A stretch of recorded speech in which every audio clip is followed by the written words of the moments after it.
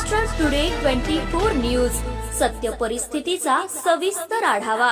सत्ता कोणाच्या हाती, विजयाची पताका कोण फडकवणार, जनता कोणाच्या गळ्यात टाकणार विजयाची माळ, जनतेचं मत कोणाला, संपूर्ण महाराष्ट्रातील महानगरपालिकेतील संपूर्ण आढावा आपणासमोर पहा फक्त महाराष्ट्र टुडे मराठीवर।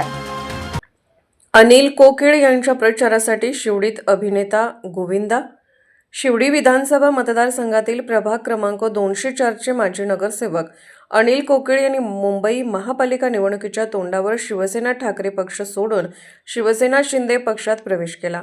उद्धव ठाकरे यांना जय महाराष्ट्र करून नुकत्याच शिवसेना शिंदे पक्षात गेलेले माजी नगरसेवक अनिल कोकिळ यांच्या प्रचारासाठी खुद्द अभिनेता गोविंदा निवडणुकीच्या मैदानात उतरले आहेत।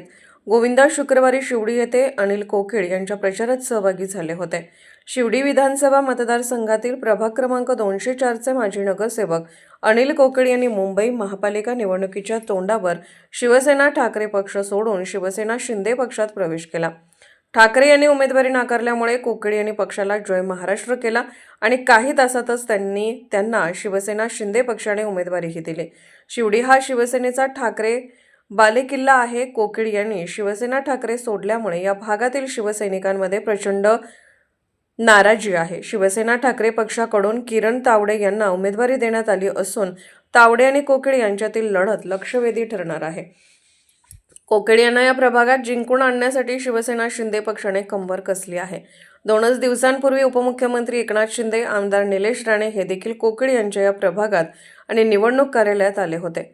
कोकिळ यांनी मोठ्या प्रमाणात प्रचार सुरू केला आहे। कोकिळ यांच्या प्रचारासाठी खासदार मिलिंद देवरा तसेच भाजपच्या चित्रा वाघ यांनीही या प्रभागात विशेष लक्ष घातले आहे। त्यातच शुक्रवारी संध्याकाळी बॉलिवूडचे सुपरस्टार अभिनेते गोविंदा यांनीही या प्रभागात येऊन प्रचार रॅलीत सहभाग घेतला। आंबेवाडी परिसरात प्रचार रथात सहभागी होऊन मतदारांशी त्यांनी संवाद साधला।